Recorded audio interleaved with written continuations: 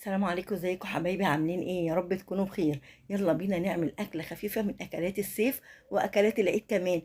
طبقنا النهارده زي ما قلت لكم سهل وخفيف وحلو قوي، يتاكل في اي وقت وتعمليها مع مكرونه. اول حاجه هنتبل الكبده، نحط عليها عصير ليمون وخل وزيت وملح وكمون وكزبره وشويه فلفل احمر اللي هو الحراق بقى اللي احنا فرمينه مع بعض. ده بيخلي الكبده بتبقى تحفه. وشوية كده حتة صغيرة من دبس الفلفلة، وطبعا التوم المفروم. كل ده مع الكبدة. حط كده دبس الفلفلة زي ما انتوا شايفينها، طعمها حلو جدا. دبس الفلفلة ده معمول من الفلفل الأحمر اللي هو الكوبي.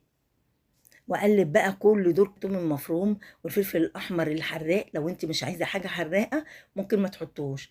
وحط مية بصل وملح وفلفل اسود وكمون وشوية كزبرة وشوية زيت.